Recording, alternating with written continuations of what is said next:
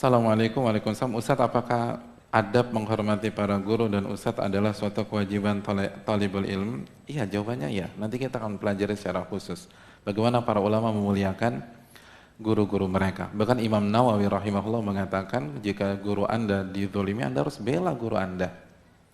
Karena Nabi SAW bersabda, "Man sana ilaikum ma'rufan fakafi'uh."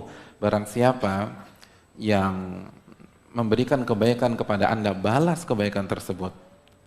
Dan kata Syekh Muhammad bin Muhammad Mukhtar Shinkiti, Anda tidak akan bisa membalas kebaikan guru Anda secara 100%, nggak bisa. Kenapa? Karena walaupun Anda kasih guru Anda harta sebanyak-banyaknya, antum belikan guru antum rumah di jalan Imam Bonjol misalnya, itu nggak ada apa-apanya. Karena dari beliaulah antum belajar la ilaha illallah. Apa artinya harta dunia dengan la ilaha illallah? Makanya kata Syekh Muhammad Mukhtar Shinkiti, Anda baru bisa membalas kebaikan guru Anda sehingga merubah skor jadi 1 sama kalau Anda ajarkan ilmu kepada guru Anda. Gitu loh. Antum diajarin syarat la ilaha illallah. Untuk merubah skor 1 sama, antum harus ajarkan guru antum la ilaha illallah. Bisa nggak kira-kira? Ustadz, Anda mau ngajarin antum syarat la ilaha illallah. Nggak bisa, udah nggak bisa, nggak bisa nggak. Jadi sekali lagi, oleh karena itu kalau nggak bisa buat skor 1 sama, beradab sama guru kita. Apa yang bisa kita bantu, kita bantu. Dan guru yang baik nggak akan minta apa-apa sama antum, nggak akan manfaatin antum. Tapi kita harus punya adab karena Nabi bersabda, barang siapa yang berbuat kebaikan maka balaslah.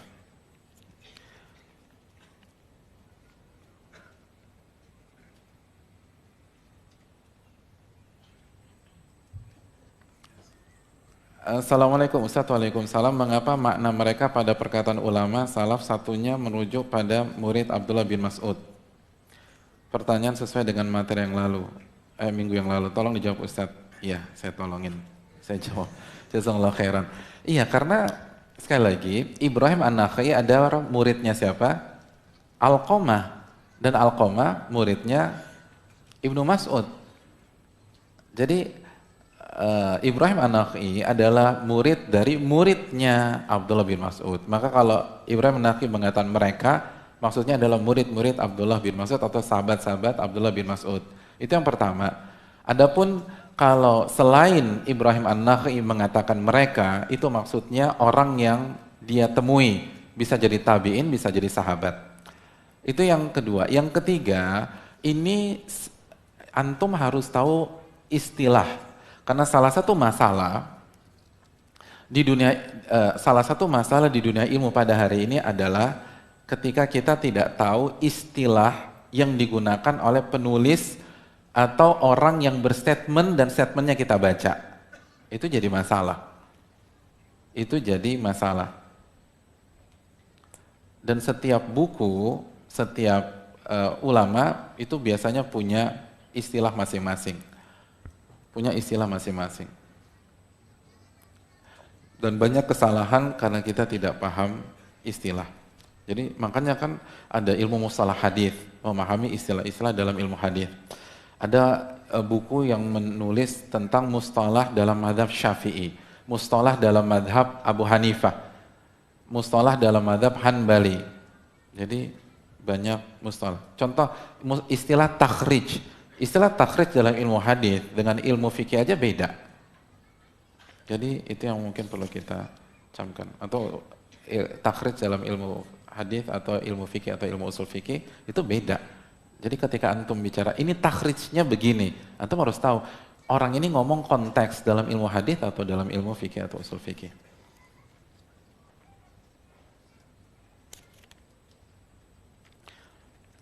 Pesan minta tolong banget untuk dibacakan. Penting, terima kasih. Siap, insya Allah. Urgent please. Assalamualaikum, waalaikumsalam, afwan. Banyak sekali mukadimahnya nih.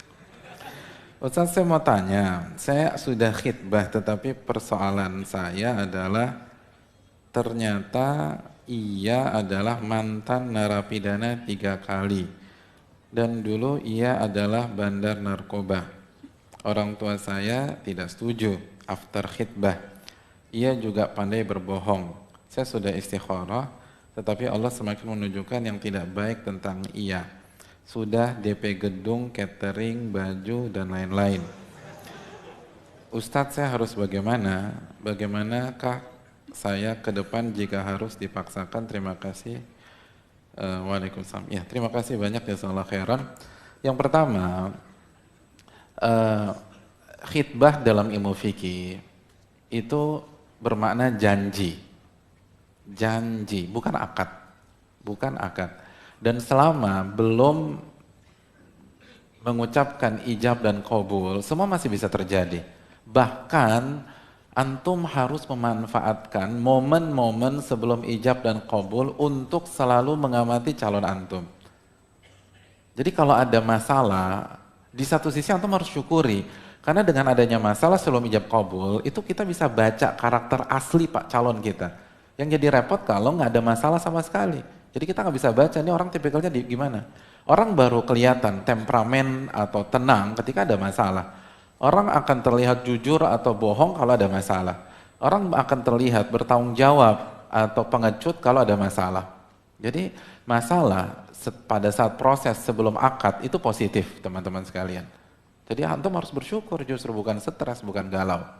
Nah seperti ini ketika sudah ketahuan banyak bohong, adapun mantan napi nggak ada masalah ya. Banyak ulama-ulama kita yang mantan di penjara, Imam Ahmad di penjara. Dan banyak sekali Syekhul Islam Ibnu Taimiyah di penjara. Mantan napi itu nggak ada masalah, yang tinggal kasusnya seperti apa. Jadi kalau misalnya sudah seperti ini dan hasilnya datanya lebih menjurus kepada tidak, maka jangan dipaksakan. Jangan dipaksakan. Tinggal tinggal dibatalkan saja. Makanya ulama mengatakan membatalkan pernikahan setelah khitbah kalau tidak ada alasan minimal makruh. Kalau ada alasan nggak ada masalah sama sekali, nggak ada masalah. Sebagaimana kita mereschedule janji atau membatalkan janji sebelum hari H karena ada alasan syar'i. Boleh apa enggak? Boleh, boleh nggak ada masalah. Antum ada rencana lusa ketemuan sama orang, tiba-tiba malam ini jatuh sakit, antum cancel, alasan syar'i kan boleh, nggak ada masalah sama sekali. Jadi jangan dipaksakan. Sekali lagi, salah satu kaedahnya, kaedah usul fikih dalam masalah ini, antum jangan menikah kecuali antum yakin atau ghalabati dhon bahwa dia pasangan yang tepat buat kita. Yakin artinya data 100%. Ghalabati dhon nggak sampai 100%, tapi indikatornya banyak bahwa dia orang baik. Kalau sampai mendekati hari H, persentasenya masih 50-50 atau di bawah 50-50, ini kan di bawah 50-50, maka secara kaedah jangan dilanjutkan. Walaupun kalau dilanjutkan sah, tapi antum siap resikonya atau anti siap resikonya. Jadi ini paradigma berpikir yang benar ya. Ingat, ilmu usul fikih itu mengajarkan paradigma berpikir yang benar untuk kehidupan. Untuk kehidupan. Jadi orang yang kuat usul fikih itu cara bersikap dan cara menyikapi hidup tuh enak. Itu keren. Contohnya misalnya sabr wa taqsim. Itu salah satu pembahasan dalam ilmu usul. Sabr wa taqsim itu kan pemetaan. Jadi kalau antum kuat dalam sabr wa taqsim, antum bagus pemetaan. Nah, seperti yang kita katakan sekarang, ini istishab. Kalau tidak ada dalil yang kuat, jangan ganti status. Seperti ini, status antum jomblo gitu loh. Kalau nggak ada dalil yang kuat, jangan ganti status jadi nyonya atau istri atau suami atau lain-lain. Jadi pastikan itu. Wallahu ta'ala misal. Adapun kalau sudah apa? Sudah apa tadi itu? Sudah gedung, sudah catering dan seterusnya. Janganlah main gensel aja, siapa tahu ada calon baru di di masa waktu yang terbatas ini. Jangan tutup apa yang masih dibuka oleh Allah Subhanahu wa taala. Coba cek dulu gitu loh. Coba cek, dan ada beberapa kasus seperti itu. Ada beberapa kasus seperti itu yang calon yang aslinya mundur tiba-tiba calon yang gak disangka-sangka maju, dan sekarang sakinah mawaddah warahmah. Jadi itu yang perlu kita. Yang kedua, kalau memang nggak ada ya udah cancel aja. Lebih baik berantakan hari ini daripada berantakan setelah qabil tu nikahaha. Itu lebih berat, itu lebih capek. Sekarang dan kalau sudah setelah nikah semua sudah terengkuh gitu loh, sampai kehormatan si wanita pun juga sudah terengkuh. Jadi semua capek, udah korbannya banyak Pak. Mendingan sekarang kita hanya korban uang saja. Bukan korban perasaan, korban kehormatan dan seterusnya. Itu kalau nggak bisa di cancel, ya udah antum isi gedung itu buat apa kayak buat buat kajian, buat perlombaan balap karung, buat makan-makan, terserah deh. Gitu. Atau antum jual lagi.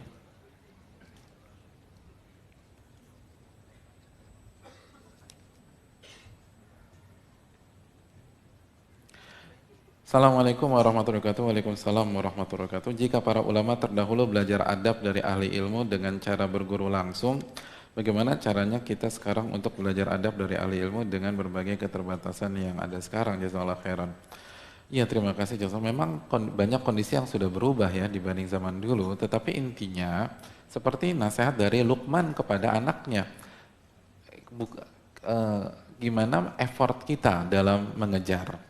Effort kita dalam mengejar. Mungkin memang nggak seideal para ulama dulu, karena siapa kita, tapi kalaupun kita berusaha, pasti ada jalan.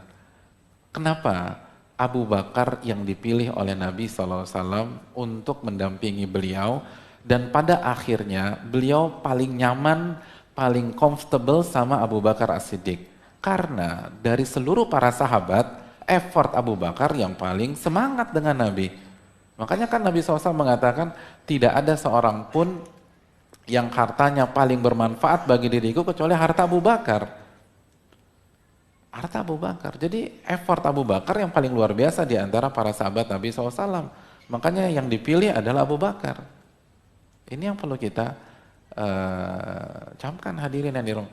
Kenapa Imam Malik memberikan salah satu manuskrip Muwatta kepada Yahya bin Yahya Al-Laythi?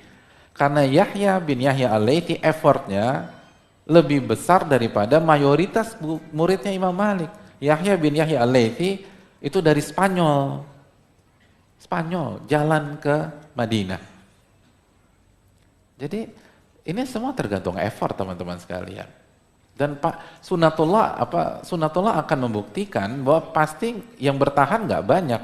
Kan makanya Luqman mengatakan, Anda tidak akan bisa mendampingi ulama kecuali sabara lahum walazamahum, kecuali sabar ngadepin mereka dan benar-benar nempel mereka. Makanya itu kan firman Allah dalam surat Al-Kahfi ayat 28, wasbir nafsaka ma'al ladzina yad'una rabbahum bil ghadati wal 'ashyi yuriduna wajha, dan sabarkan diri Anda ketika Anda bersama dengan orang-orang yang senantiasa beribadah dan berdoa kepada Allah di waktu pagi dan petang, siang dan malam, hanya semata-mata mengharapkan wajah Allah Subhanahu wa taala. Jadi ketika bersama dan menghadapi orang-orang seperti itu, Allah bilang sabar. Artinya menghadapi ahli ilmu itu nggak mudah. Karena mereka punya kecepatan yang tinggi. Mungkin kita nggak punya kecepatan tersebut.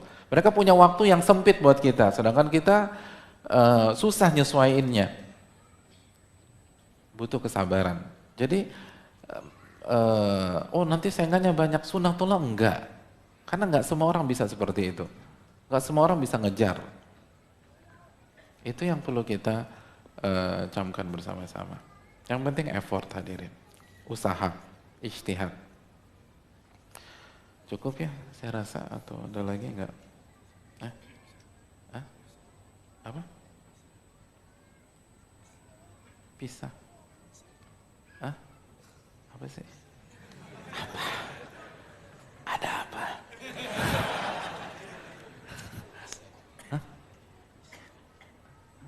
Oh iya.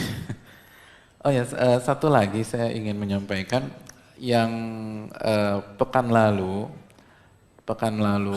yang bisa menjawab, ada yang miss nggak hadiahnya?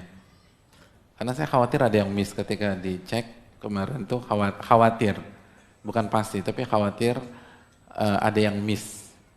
Jadi kalau ada yang miss, tolong sampaikan ke saya atau ke panitia. Jadi gitu ya. Khawatir ada yang miss bagi yang mendapatkan hadiah Sabtu lalu. Missnya seperti apa? Mungkin kebanyakan gitu. Kayaknya kebanyakan ya itu sampaikan. Enggak, intinya itulah. Allah Ta'ala, terima kasih banyak. Semoga kita mendapatkan ilmu yang bermanfaat dan ibadah kita diterima oleh Allah Subhanahu Wa Ta'ala dan kita bisa istiqomah belajar dan mempelajari ilmu kita. Wassalamualaikum warahmatullahi wabarakatuh. Assalamualaikum warahmatullahi wabarakatuh.